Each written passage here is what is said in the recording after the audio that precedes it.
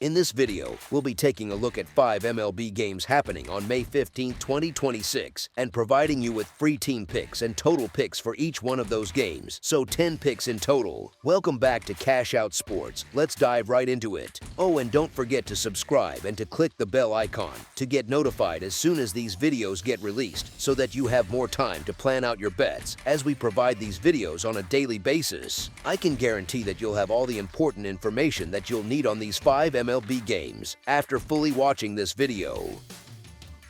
One more thing before we start: if you would like to gain access to our best exclusive sports picks to take your journey to the next level, then check out our Patreon in the link down below, where we offer our best single picks, parlay picks, and much more. Now let's get started. Kansas City Royals versus St. Louis Cardinals. Look at the way this matchup sets up the second you peek behind the surface numbers, and you start to see why the price feels off. The Cardinals are sitting at 25-18 walking into this Friday night opener at Busch Stadium, and on paper that looks like a tidy little favorite scenario against a team that's hovered around 19-25 for most of the spring.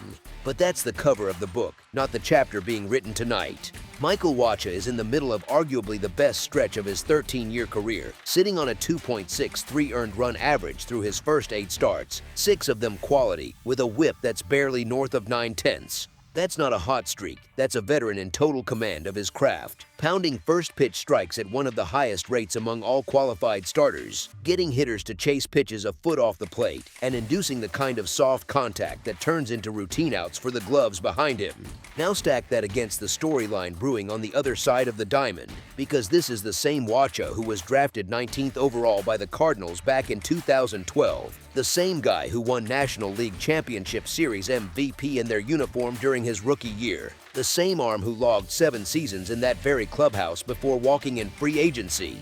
Career mark against his former club since leaving St. Louis sits at 4-0 with an earned run average under 3, and there's a real, measurable thing that happens with a pitcher who knows every inch of the bullpen tunnel, every shadow line at sunset, every quirk of that mound. Across from him, Dustin May is trying to keep his Cardinals' tenure afloat with a season-earned run average that's still sitting at a bloated 4.85. Yes, his last 6 starts have been markedly better, but the underlying skin doesn't match the box score. He's getting tagged for a 45.8 hard hit percentage. His swinging strike rate is uncomfortably low for a guy with his stuff, and his expected WABI against suggests the regression bus is idling at the curb. Then there's the lineup wearing the powder blue tonight, which has quietly flipped the script in May after a putrid April at the plate. Bobby Witt Jr. is on a stretch where he's spraying line drives all over the field. Vinny Pasquantino is taking the kind of patient, professional at-bats that pull starters into bad counts, and Michael Garcia keeps shaping himself into a real problem in the middle of that order. Layer in the wobbly Cardinals' late-inning picture, where closer Riley O'Brien has blown all 3 of his save chances inside his last 9 appearances. And the back-end equation tilts in a direction nobody on a Vegas screen really baked in 3 weeks ago. Manager Matt Quatraro has been pushing all the right buttons during the Royals' climb up the American League Central standings, and tonight he's handing the ball to the guy who turns into a different animal under those St. Louis lights. The price you're getting reflects the standings, not the matchup. As our first pick for this matchup, the Kansas City Royals money line is our full game side pick. Now flip the lens and watch how this thing actually plays out inning by inning, because the total sitting at 9 is begging to be tested when you stack up every variable on the field. Start with the ballpark itself, because Busch Stadium has been one of the most consistent run-suppressing environments in the National League for years now, with a 1-year park factor that's sitting well below league average on both the batting and pitching sides. The thick May air in St. Louis sometimes carries a hair deeper than the cold months, but it's not Coors, it's not Yankee Stadium, and the warning track gaps tend to swallow up balls that off the bat look like trouble. Now match that ballpark with the starting pitching, and the math starts to fall into place quickly. Wacha doesn't blow people away with velocity. He paints corners, changes speeds, mixes a four-seamer with a changeup that drops off the table, and routinely works deep enough into games to bypass the middle innings of the bullpen entirely. He's averaging better than 6 innings a start, which matters in a game like this because it shrinks the high-variance windows where crooked numbers are usually born. Across the diamond, Dustin May has quietly turned his season around inside the smaller sample of his last 6 starts, posting a 2.55 earned run average with 5 quality outings, and his cutter has finally rebounded into a real pitch against right-handed hitters after getting cooked last year. He's not the flame-throwing prospect everyone fell in love with 5 years ago, but he's a competent strike thrower who, when he's locked in, doesn't give up the kind of multi-run innings that sink and under. Then look at the bats walking up to the plate. The Royals' offense is sitting 27th in runs, 23rd in batting average, and 27th in slugging through 6 weeks, which is not the profile of a lineup that's about to hang 5 on a competent veteran in a pitcher's park. Even with their recent surge in May, the way this team scores runs is by stringing together 2 or 3 little ones at a time, not by detonating crooked numbers. The Cardinals' offense has admittedly overachieved expectations, but they're a young, inconsistent group still learning how to handle command artists. And Wacha is the textbook definition of a guy who feasts on inexperienced bats hunting fastballs middle. The bullpens add another layer to this same story. The Royals have stabilized their late-inning mix in May while their original closer continues to recover from a shoulder issue, and the Cardinals' bridge to O'Brien has been one of the more underrated pieces of their hot start. Put it all together, a pitcher-friendly park, 2 starters trending in the right direction, an offense that's been allergic to runs for 6 straight weeks, and an opponent that doesn't bludgeon people with home runs, and the path to 9+ runs requires either a blow-up start that neither pitcher is showing right now or a pair of crooked late innings that the way both managers handle their pens makes feel pretty unlikely. The shape of the game points toward a low-scoring, well-pitched Friday night in downtown St. Louis. As our second pick for this matchup, under the projected total is our full game total pick. Arizona Diamondbacks versus Colorado Rockies. There's something fascinating about a Friday night at Coors Field in the back half of May.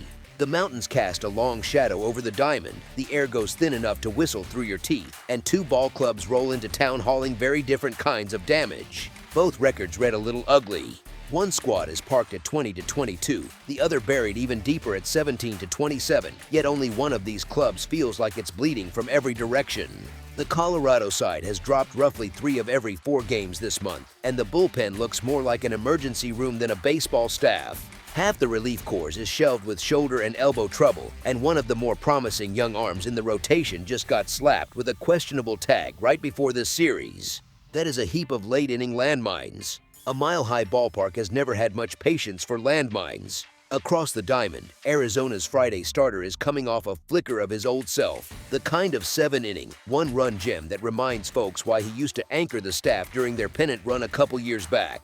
His Colorado counterpart, meanwhile, just dragged a sore shoulder back from the injured list and proceeded to give up 16 earned runs across his next 3 starts. The Desert Club is bruised too, with an outfielder, a young shortstop, a veteran first baseman, and a former Cy Young arm all on the shelf, but the rotation behind tonight's starter has quietly stabilized. That matters here, because the bullpen will be walking a tightrope at altitude no matter what. Now factor in the fact that the Arizona starter has a tidy career mark inside this thin air bandbox and a winning record against this opponent, and the picture starts to lean clearly to one side.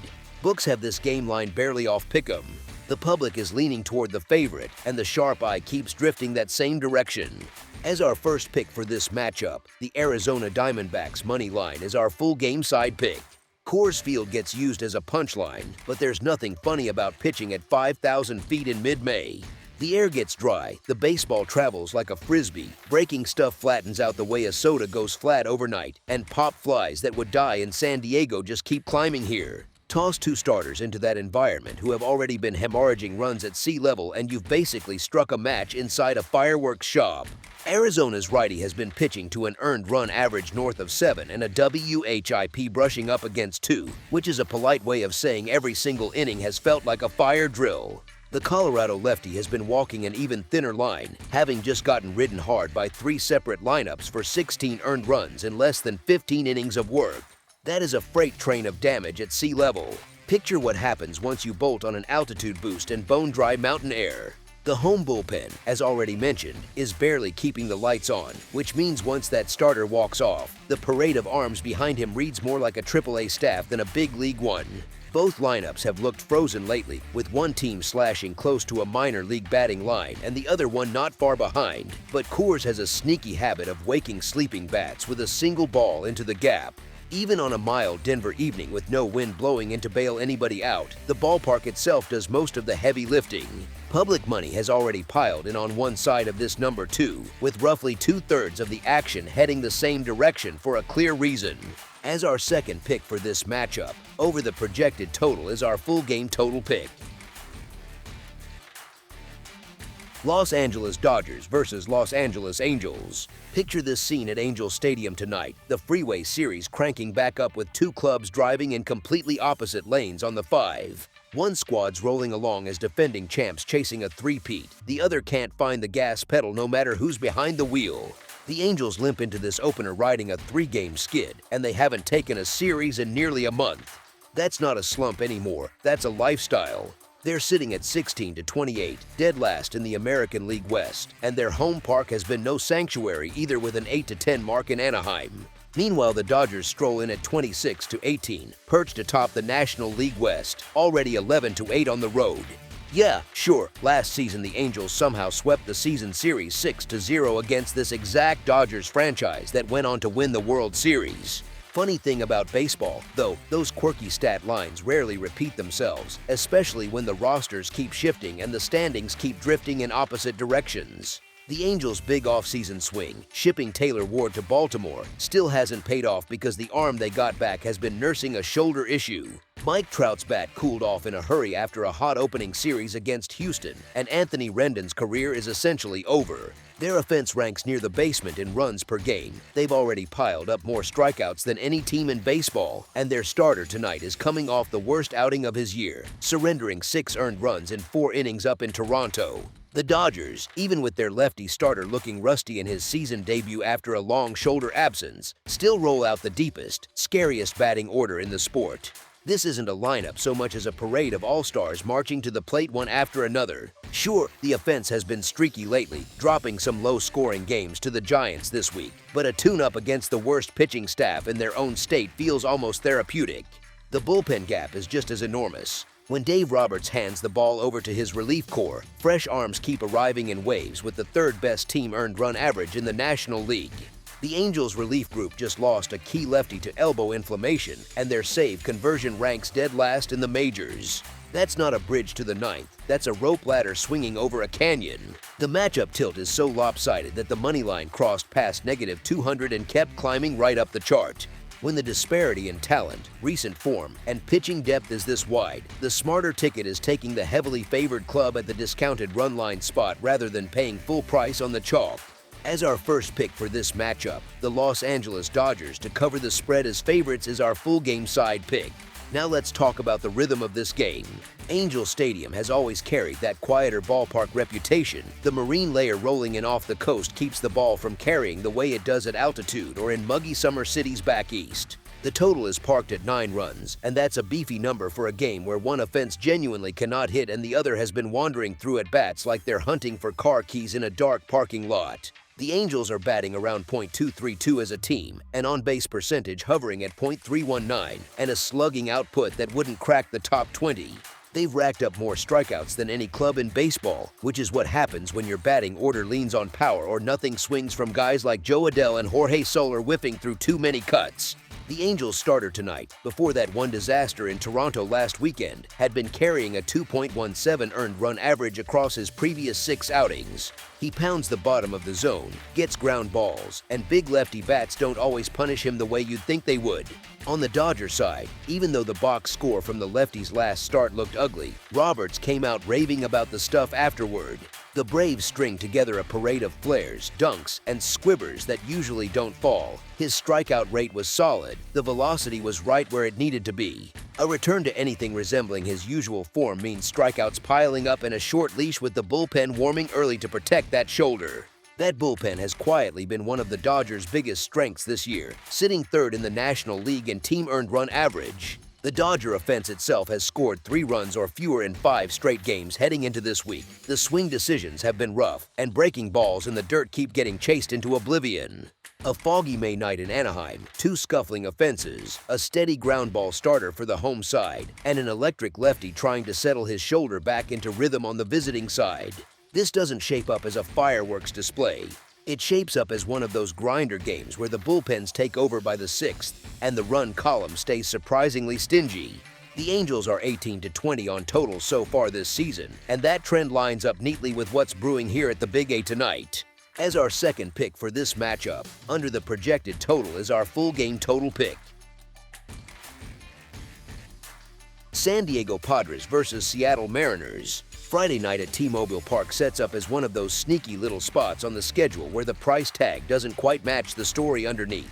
And the more you peel it back, the more lopsided the picture starts to feel. The Padres came north riding what was supposed to be a momentum-building road trip and instead got their first road series loss of the year handed to them in Milwaukee, capped off by a 7-1 beatdown on getaway day where the offense couldn't scratch a single run across until garbage time in the ninth. That kind of trip wears on a club, especially one whose star core has been buried in mud since April, with Fernando Tatis Jr. still hunting for his first home run of the year, and the trio of Tatis, Manny Machado, and Jackson Merrill stuck in a combined slump that has every San Diego fan refreshing StatCast and praying for a sign of life. The rotation looks more like an MRI waiting room than a starting 5, with Nick Pivetta, Joe Musgrove, Yu Darvish, German Marquez, Joni Brito, and Brian Hoeing all parked on the injured list, leaving the Friday assignment to a right-hander who survives on sinker changeup deception and weak contact rather than the kind of swing and miss stuff that travels well in a hostile road park.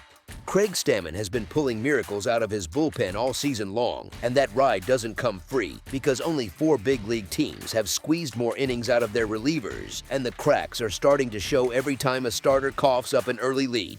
On the Seattle side, the conversation looks a lot calmer than the standings suggest. Sure, the Mariners sit at 22-23, 4th in the American League West. And yes, Cal Raleigh just headed to the injured list this week with an oblique strain that pulls a real piece of thump out of the middle of the order. But Seattle just dropped an 8-3 statement on the Astros to fly home with a little pep in its step. The bullpen is finally cycling healthier arms back into late-inning roles, and the man taking the ball Friday is famously a different pitcher in his home park than he is on the road. A strike-throwing workhorse who lets the marine layer and the deep gaps do half the dirty work for him.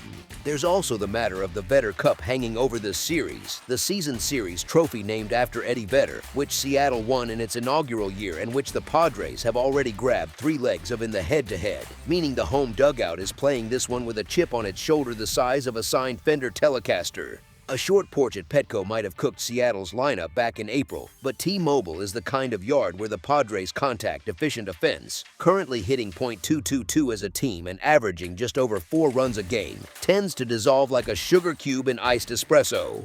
Stack the road fatigue, the rotation injuries, the slow starting offense that has been outscored by 30-plus runs in the first 3 innings this year, and a home pitcher whose ballpark plays directly into his strengths, and the home side here looks like the much cleaner number than the price suggests. As our first pick for this matchup, the Seattle Mariners money line is our full game side pick. The number on this matchup is parked right around 8, and once you start sketching out the conditions, the math gets a whole lot less interesting on the bigger side of that total. T-Mobile Park has spent the better part of 2 decades earning its reputation as one of the most pitcher-friendly addresses in the league, with cool spring evenings dropping the marine layer over the field like a heavy wool blanket, deep gaps swallowing would-be doubles, and foul territory wide enough that pop-ups landing in the seats at most parks settle harmlessly into a glove right here. Both starters fit that ballpark like a hand in a glove, with the San Diego right-hander living on sinker and changeup deception that generates a steady diet of grounders and broken bats, and the Seattle right-hander being one of the most efficient strike throwers in the American League, a workhorse who limits walks, blows through innings, and lets that big outfield grass do half his job for him. The 2 lineups stepping up to the plate are also far from the most fearsome groups in the sport at the moment. The Padres come in hitting .222 as a team and averaging just over 4 runs a contest, with their star trio in a power outage that has the entire National League West rubbing its eyes in disbelief, and an offense that has needed late-inning heroics just to scrape across enough runs to drag wins over the finish line. The Mariners arrive without their all-star catcher and reigning home run king, which yanks the single most dangerous bat out of the middle of their order against a right-hander who hammers the bottom of the zone and absolutely refuses to give in. Both bullpens are flat-out terrifying when they enter a clean inning, too, and that's the part of the puzzle that really locks the case shut. San Diego owns one of the most fearsome relief units in baseball, fronted by a flame-throwing closer riding the longest active scoreless streak in the majors, while the Seattle pen has tightened up considerably with several high-leverage arms cycling back to health over the past 2 weeks. That's the kind of late-game environment where the 7th, 8th, and 9th innings start feeling more like homework than free money for the offense. Even the head-to-head film from the April series backs the case, with 2 of those 3 games landing under 9 total runs combined, and the only crooked number affair coming on a wild 5-run 9th-inning comeback that no model on the planet would have predicted. A chilly May night in Seattle, 2 contact-suppressing right-handers, 2 punchless lineups missing their biggest threats, 2 elite bullpens, and a ballpark that quietly buries fly balls in the gaps. That is exactly the recipe sportsbooks build their lowest-scoring projections around. As our second pick for this matchup, under the projected total is our full game total pick. San Francisco Giants versus Athletics. Picture this scene, the smallest ballpark in all of Major League Baseball, a Friday night crowd packed into a temporary home that's quickly becoming a real advantage, and one of those classic spring matchups where the underdog narrative gets flipped right on its head. The visitors come rolling and carrying a record of 18-25-0, a club still trying to figure out who it is under a brand new skipper who, fun little wrinkle here, was hired straight out of the college ranks without ever coaching a single pro inning. That bold experiment has produced more head-scratching moments than highlight reels so far. Meanwhile, the home side has quietly nudged itself above water at 22-21-0, and they've genuinely looked comfortable in year 2 of their Sacramento situation. No more wide eyes, no more figuring out the clubhouse coffee machine, just baseball. The arm taking the ball for the home team has been the most reliable starter on the staff all year, a well-traveled righty who has finally found a place that feels like a real fit, posting numbers that would make any front office smile. The visiting starter, on the other hand, is a guy whose medical file is thicker than a phone book, coming off shoulder issues and Tommy John not too long ago, and the early returns in 2026 have looked exactly like a pitcher still shaking off rust. The Bay Area offense has been one of the quietest in the league, ranking near the basement in homers and runs, which is a real problem when you're walking into a friendly environment that demands you trade punches. Add in a home crowd that has been described as electric since the home opener, plus a lineup that's been catching fire at exactly the right time, and the numbers practically beg you to ride with the favorite here. As our first pick for this matchup, the Athletics money line is our full game side pick. Now here's where things get really fun, because the venue itself almost writes the second half of this card for you. This little riverside ballpark is genuinely unique, a minor league facility wearing a major league jersey, and the dimensions tell a story that visiting pitchers have been groaning about since day one. Last season, this place averaged a touch over 10 runs per contest, with home runs flying out at rates that turned routine fly balls into instant souvenirs. The fences feel closer, the night air carries the ball, and even mediocre contact has a sneaky way of finding the bleachers. Now drop a visiting starter who has been getting tattooed at roughly a 5 runs per 9 clip right into the middle of all that, and the recipe basically writes itself. The home club's hottest hitter has been absolutely scorching, slugging at video game levels and turning every at-bat into appointment viewing, and he's surrounded by a lineup full of guys who swing like they want to redecorate the parking lot. Even on nights where the home starter spins a quality outing, baseball at this park has a funny habit of finding late-inning fireworks, a wind-aided blast in the 7th, a bullpen hiccup in the 8th, something to push the math north. Both bullpens have had their leaky stretches too, the kind that turn a tidy 3-2 affair into a 6-5 thriller before the 7th inning stretch even wraps up. Small ballpark, struggling visiting starter, a home offense feeling itself, and a stadium with a track record of cooperating with hitters. The trend lines all point the same direction. As our second pick for this matchup, over the projected total is our full game total pick. That's all for now, so if you have any other games you would like reviewed, then leave a comment down below with the game you would like analyzed. Subscribe to our channel, leave a like on this video, and we'll get to it as soon as we possibly can. We would also love to hear your opinion on the picks presented to you in this video, whether you agree or disagree with them, so leave a comment down below and do let us know.